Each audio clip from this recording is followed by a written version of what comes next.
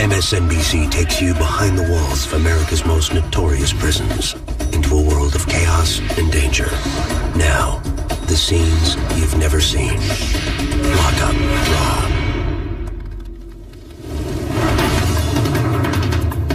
At any prison, there are essentially two sets of rules. There are the rules of the administration. The other set of rules are the inmates' rules themselves, the convict code. They got their rules, we got ours. The convict code is you don't get in other people's business. You don't let nobody know your business. You don't tell on nobody. You stick with your own race. You don't talk to other people. You might steer at a person. He might consider that a sign of disrespect. Any inmate will tell you that's the set of rules you follow first.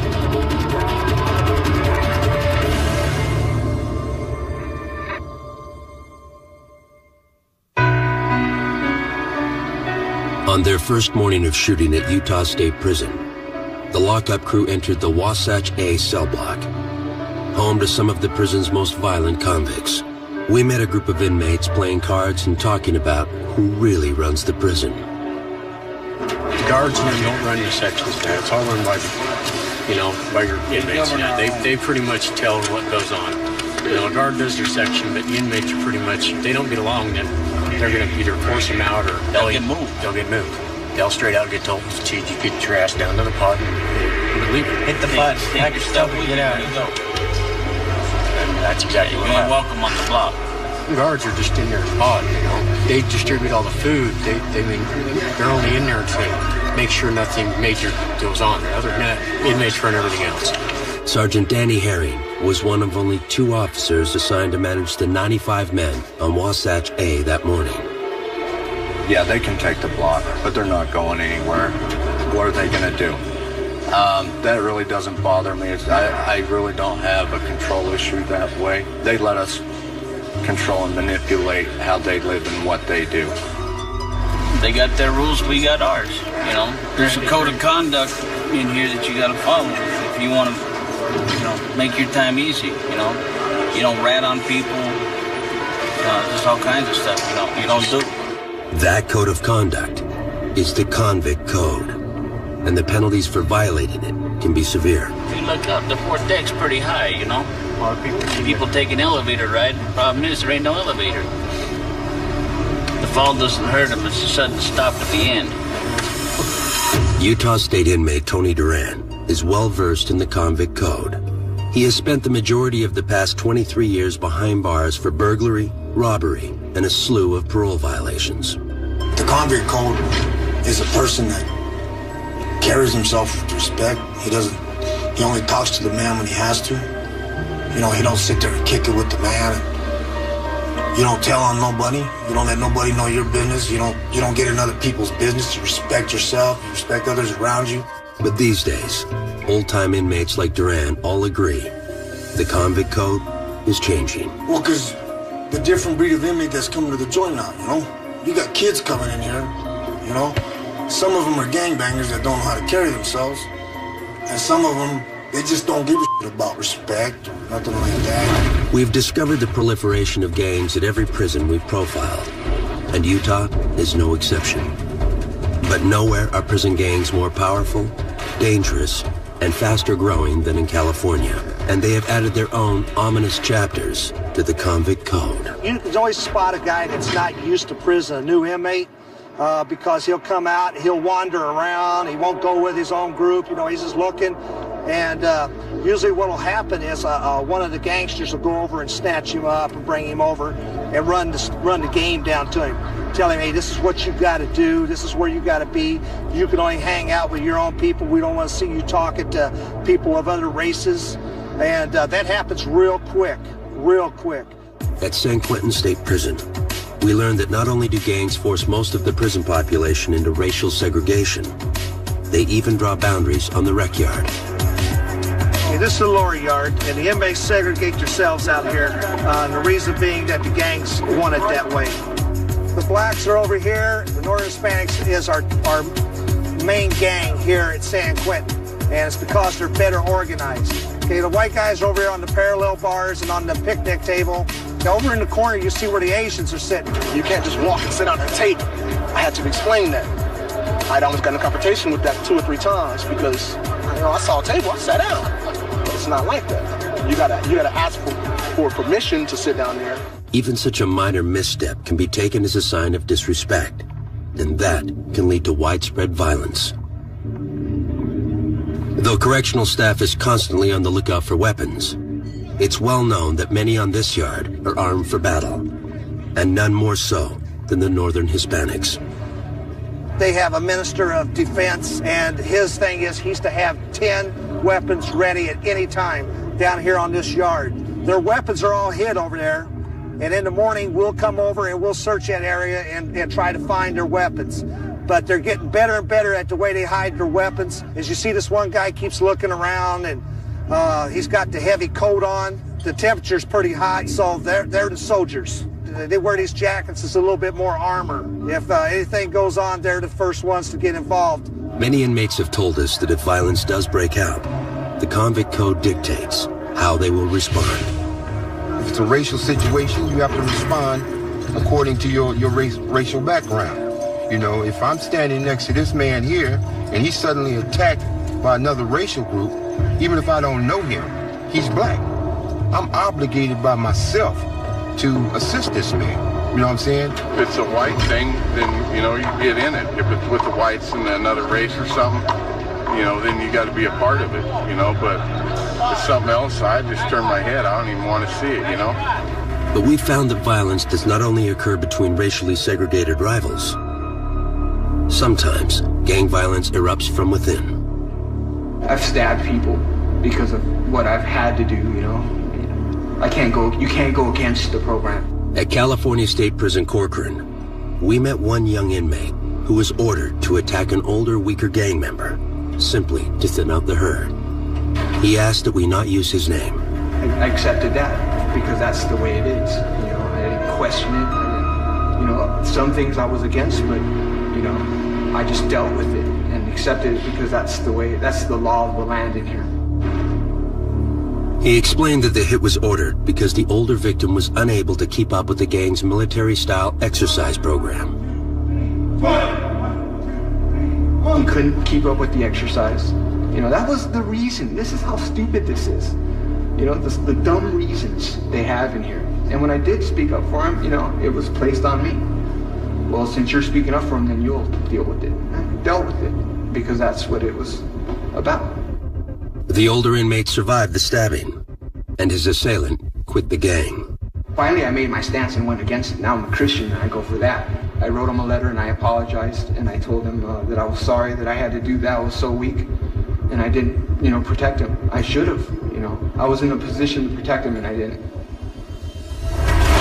Next, on Lock Up Raw. It's all a bunch of betrayals and lies. There's no loyalty. There's no honor. One gangbanger smashes the code, and another unleashes contempt for those who do. I don't know how can they wake up in the morning and see themselves in the mirror,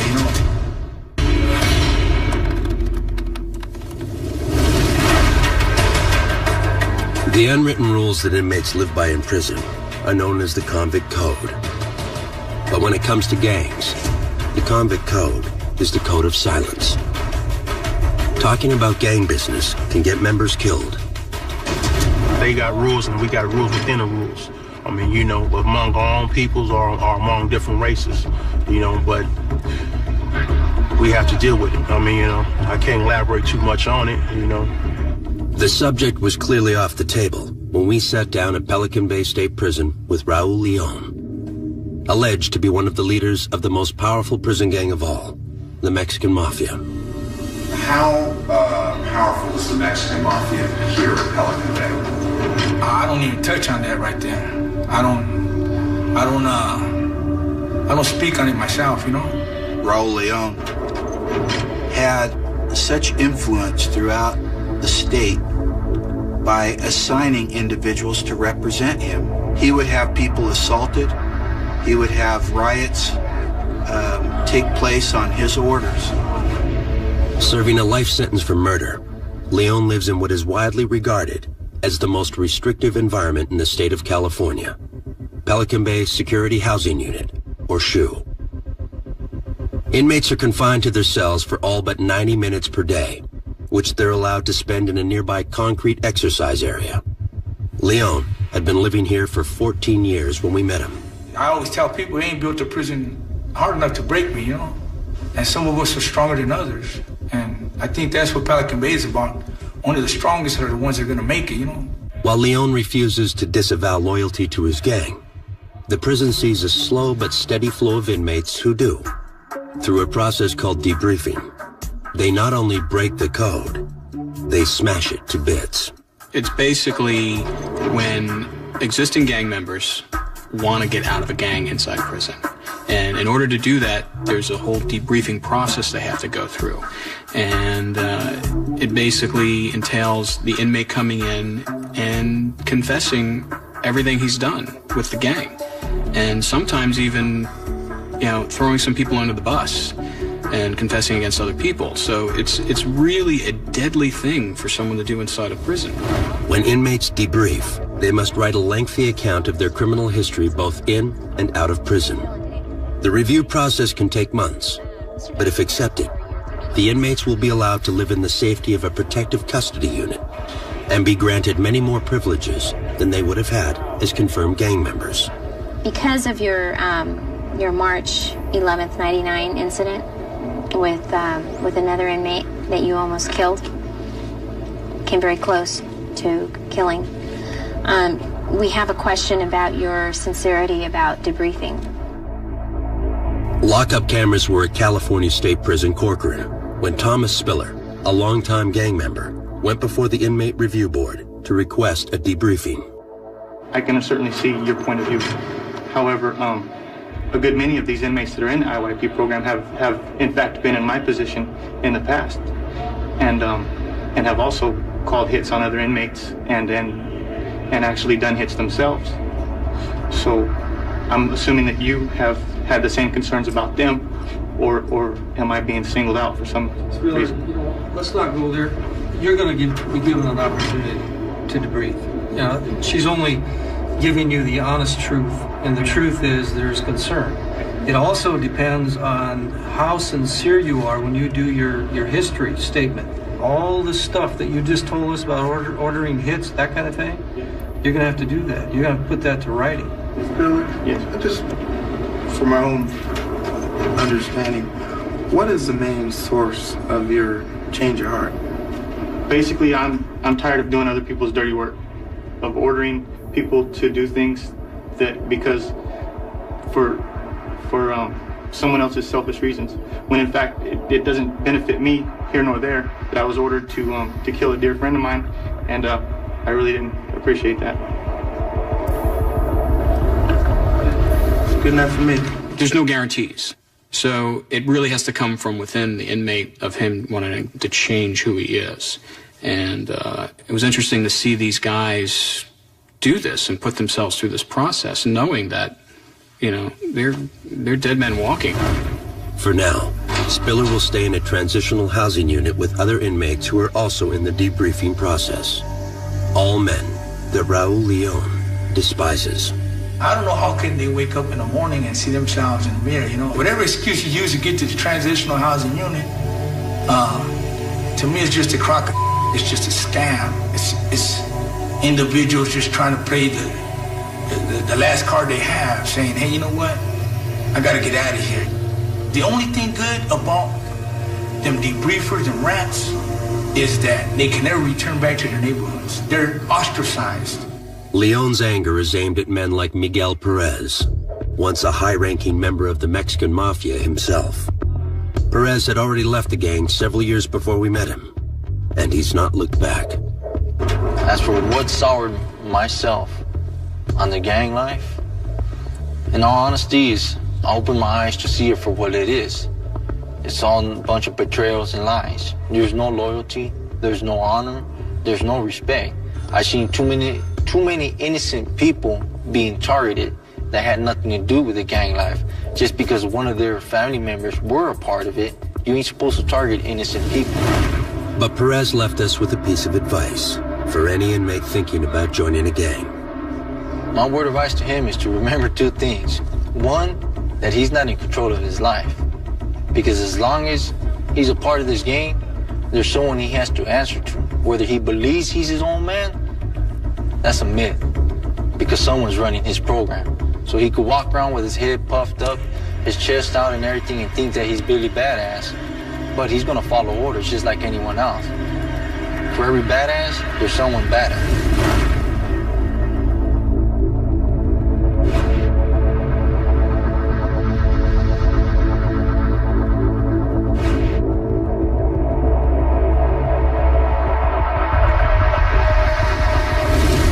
Coming up on Lockup Raw. I am a man that is attracted to young women. God forbid. 99% of us are. How the convict code applies to sex offenders. On mainline, they walk around and they slide a knife under your door. Here, kill your cellie, or we kill you when you come out.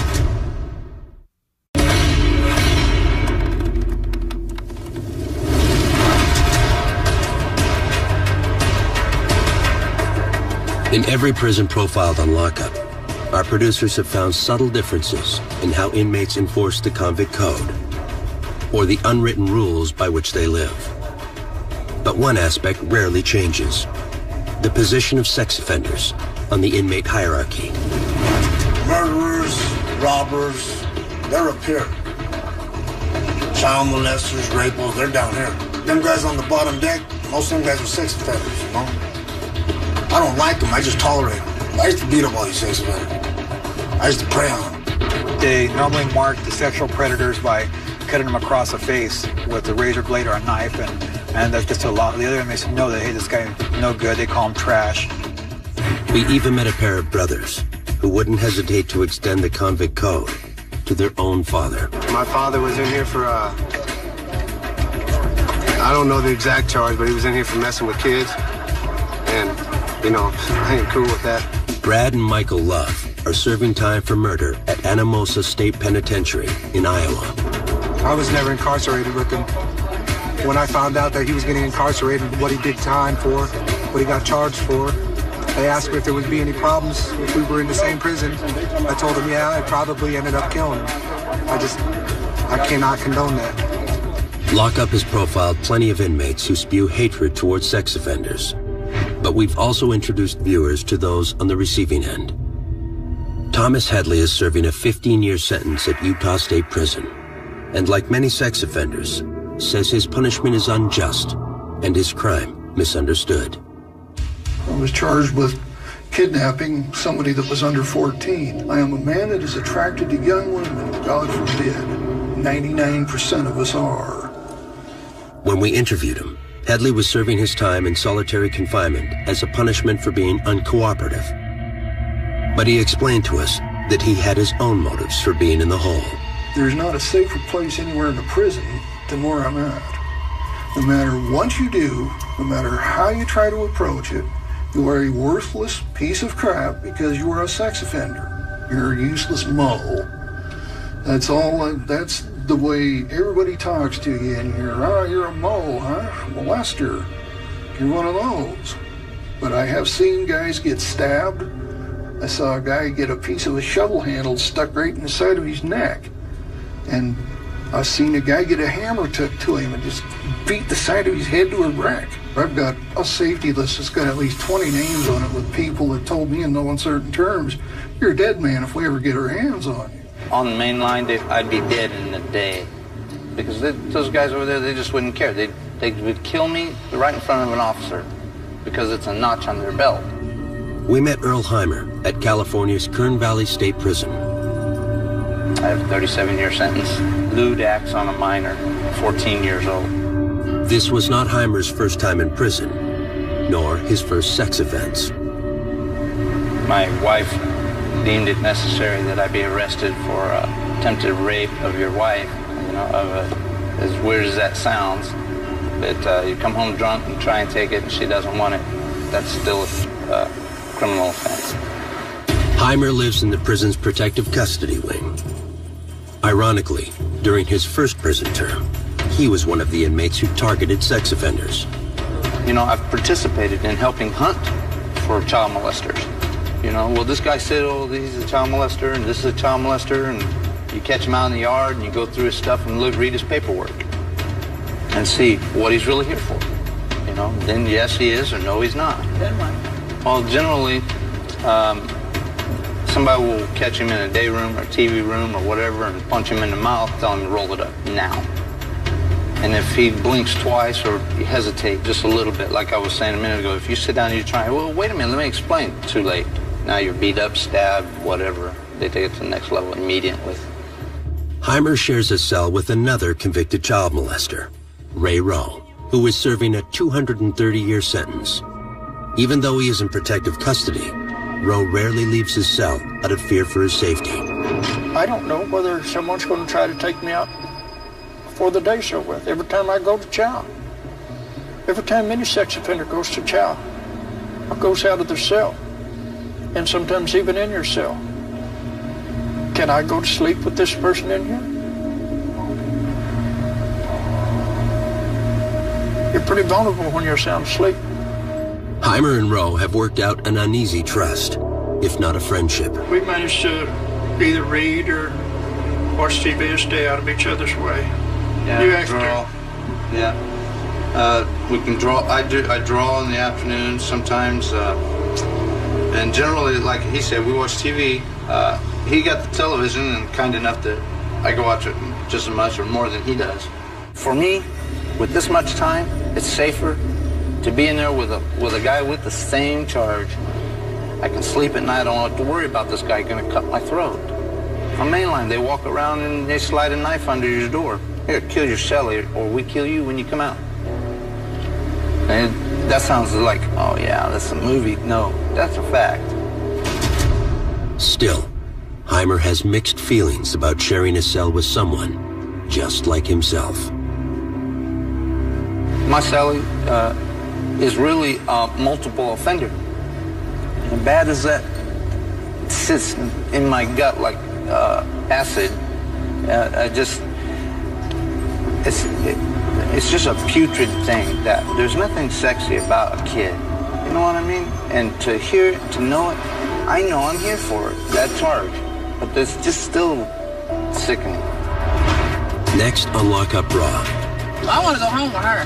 Yeah, I'm taking Nixon home to the country. The convict code takes on a new dimension when the inmates are women. We call bulldagging what we call a women relationship here. It's a slang word for bulldagging, and that's two women together.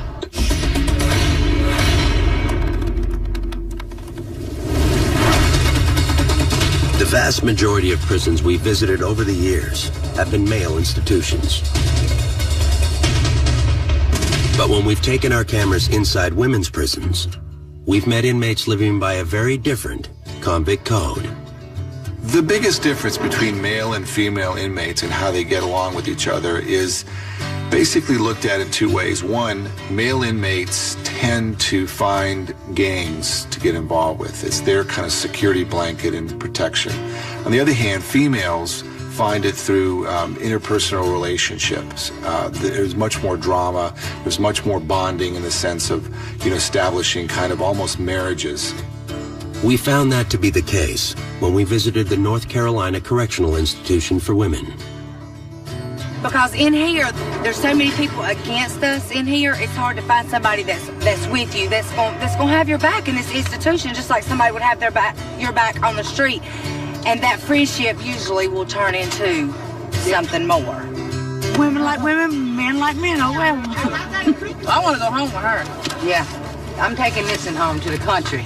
Let that be on TV. It's just love, just like marriage. That's right.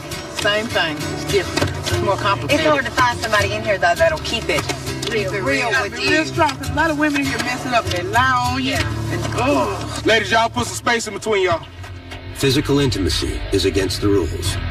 But during our shoot here, we met one of our more memorable inmates, and she made no secret of her active sex life. My nickname is Heavy D, and why I have it is because my middle name is Dawn, and I'm just heavy, so they just call me Heavy D.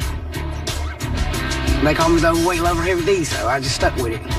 Heavy D is 37-year-old Pamela Braswell. When we met her, she was serving her 7th prison term, this time for DUI. I'm not very good at obeying rules. I try, but I have a very smart mouth on me. What they gonna do, lock me up?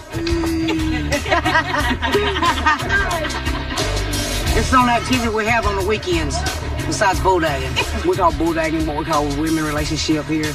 It's a slang word for bulldagging, and that's two women together. This is the bulldagging crew. Why did you say that? My mama be watching this, girl. She's a Christian. I have a girlfriend here, but I don't. I have several girlfriends. She's just not my special girlfriend. I have 2 or 3 girlfriends. Who's that? Teresa. Who is it? It's my wife. Your wife? Yeah. I've been with my wife about 3.5 years. Is your wife No. No, but she knows I'm a player. I gotta do what I gotta do to survive in prison. And Heavy D is always looking to add new arrivals to her brood.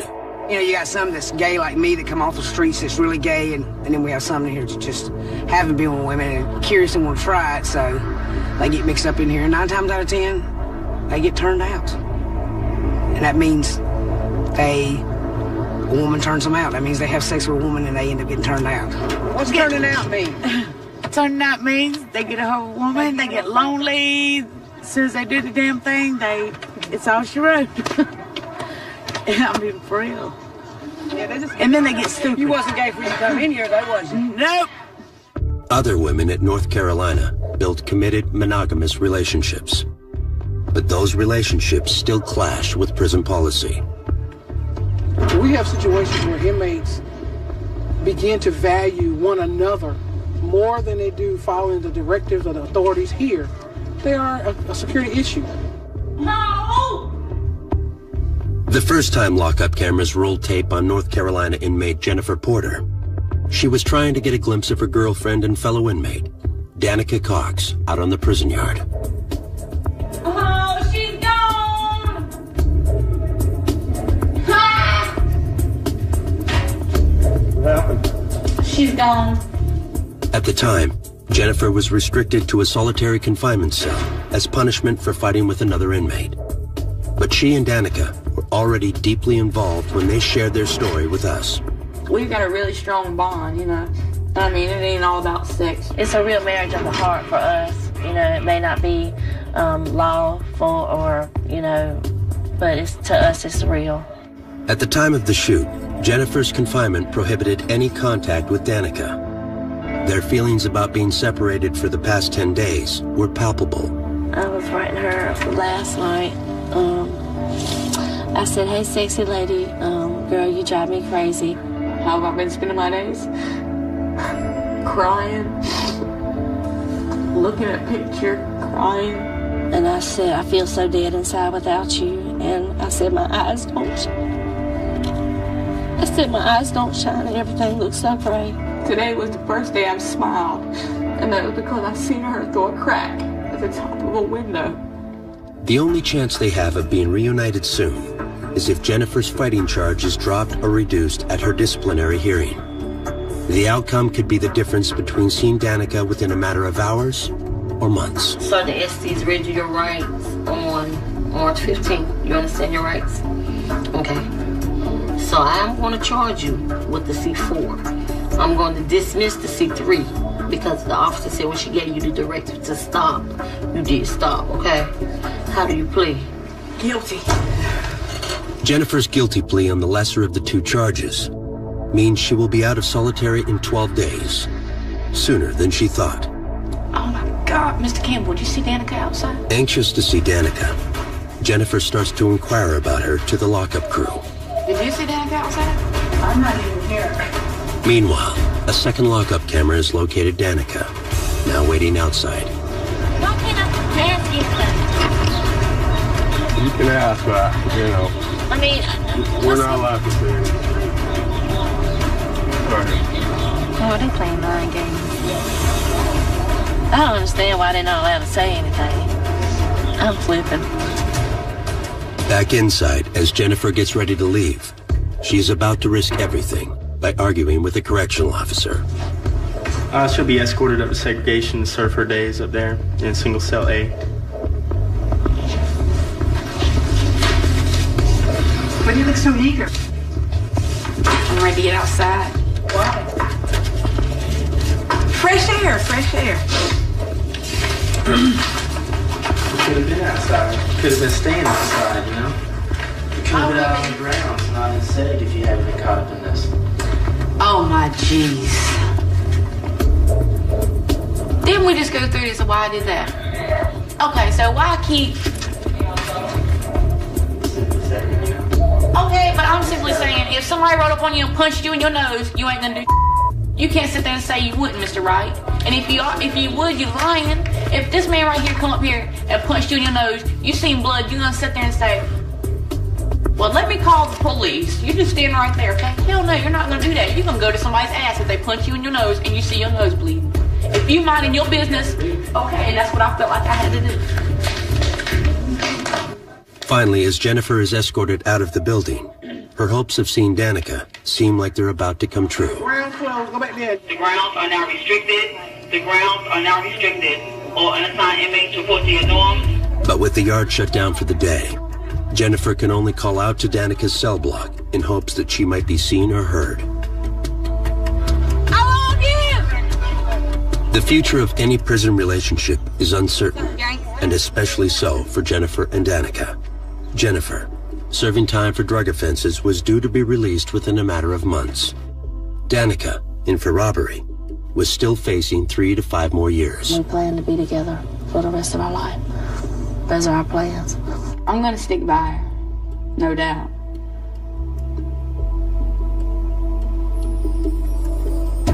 It may sound crazy, but I'll probably end up even coming back. The reality is that she could come back here to be with me. Oh. Get another charge.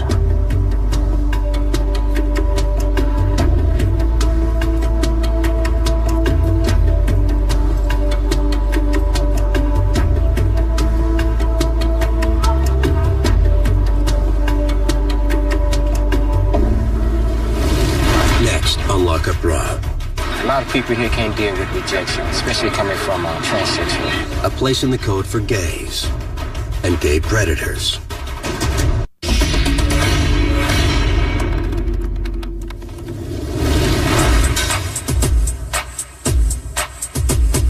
Attitudes towards sex in male penitentiaries are complex. According to the convict code, child molesters and rapists are reviled. But homosexuals can live freely in prison as long as they adhere to other parts of the code. Mind your own business and never show weakness.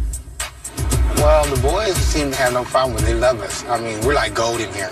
We really are. I mean, there's very few of us. Oh, please, maybe not for you. But anyway, I mean, they treat us just like they treat anybody else, you know what I mean? As long as we give them their respect and don't cross those boundaries, we get treated just like anybody else. At California State Prison Corcoran, we met 3 inmates living openly as homosexuals at what is considered one of the toughest and most violent prisons in the state. Okay, if you could just state and spell your name for us.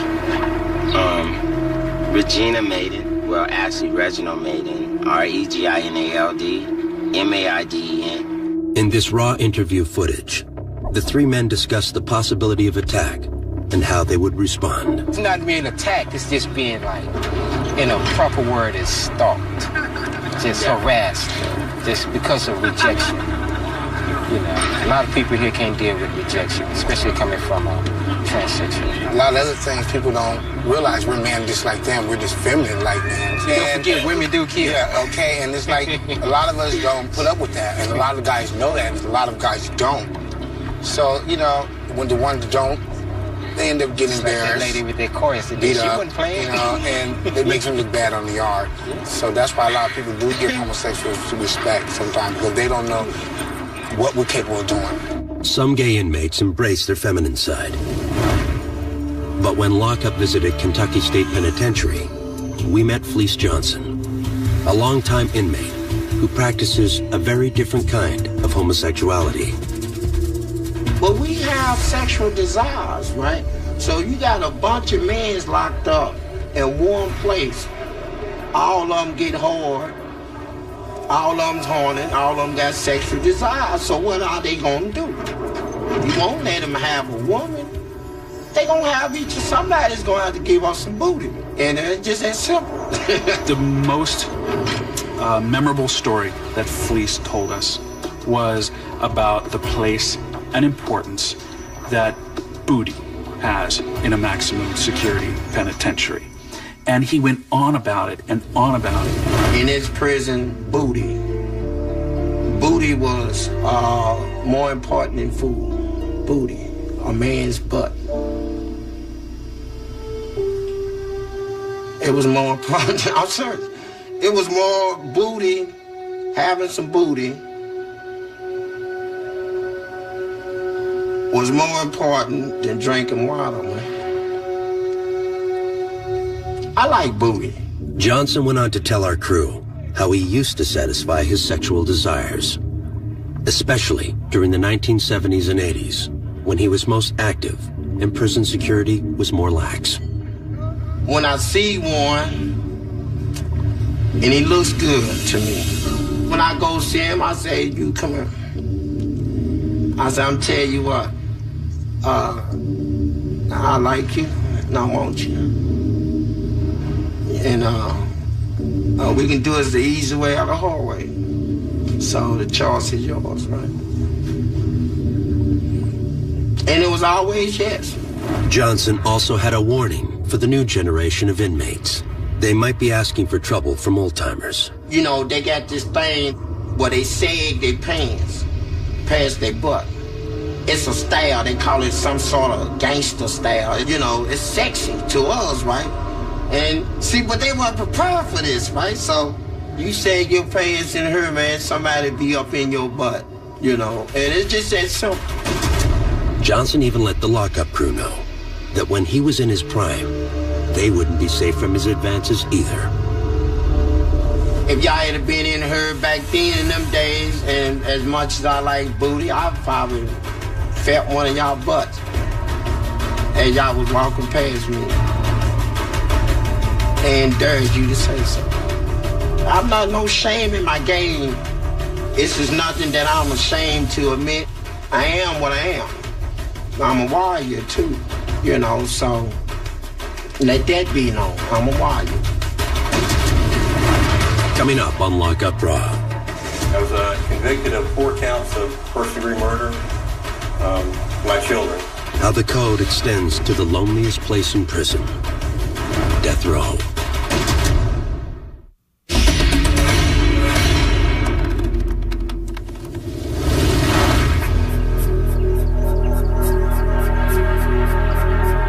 For convicts with a death sentence, rules of any kind might seem irrelevant. But a chapter of the convict code even extends to death row, a place lockup has visited many times. There's an unmistakable feeling when you walk onto a death row at a prison. Everywhere else in the prison is alive with bustle, with noise. They're loud places. When you walk on death row, it's completely silent. It is eerily silent. Randy Height, convicted of double murder and armed robbery, has been on death row at Kentucky State Penitentiary since 1995. We have one of the most well-behaved units in the institution. Well, you can't say that we ain't got nothing to lose. We've got plenty to lose, you know. We have whatever privileges we do have, you know, that can be wiped away in a heartbeat. But that's not the only reason death row inmates are often the best behaved. Their basic behavior is directly related to them being able to say in their clemency plea that we were good guys while we were there. We didn't create havoc, we weren't violent, we weren't all of these things, and try to obviously portray the good things that they've done while they've been incarcerated. I have a hope that one day that I can be out of prison, you know, even though that hope might be small. I know that what I've done was wrong. I deserve to be where I'm at. I've accepted whatever might come. What the future holds for Height is not yet certain. His case is still on appeal. But one day, he might take the same walk our lockup crew took when they shot at Kentucky State.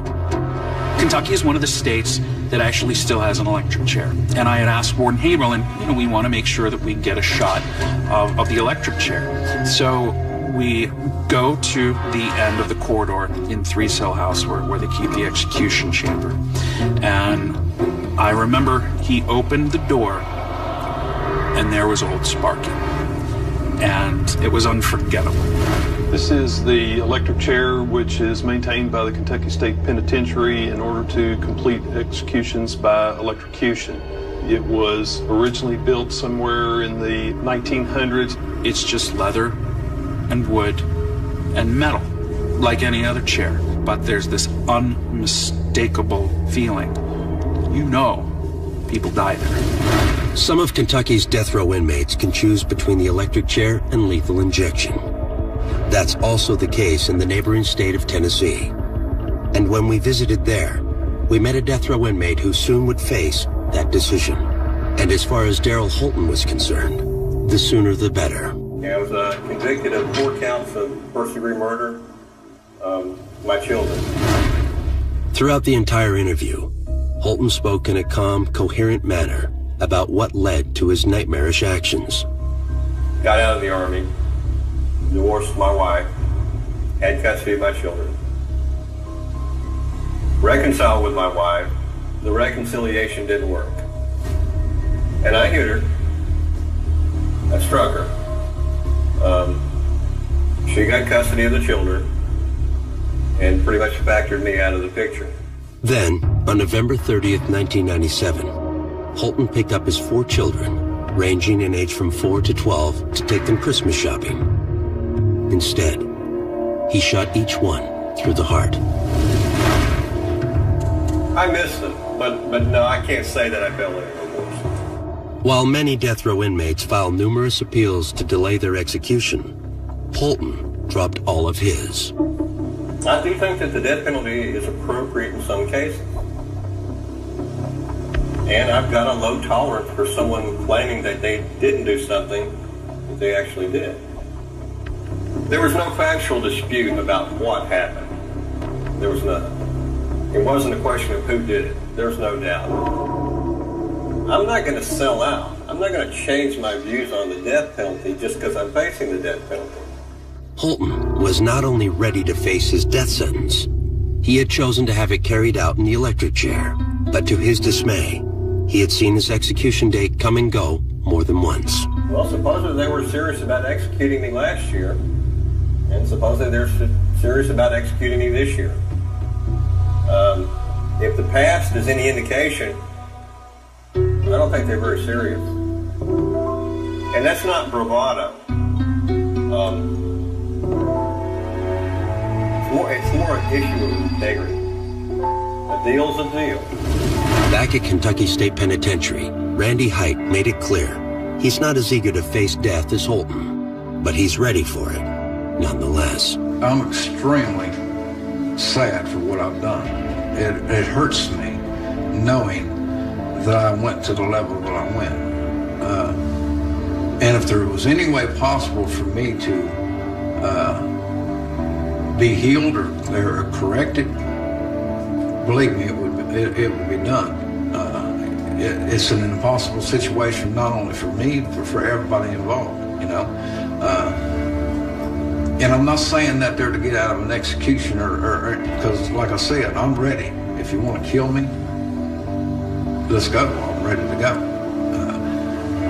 But I think that I have something I can offer somebody, and I don't think it's really time for me to die.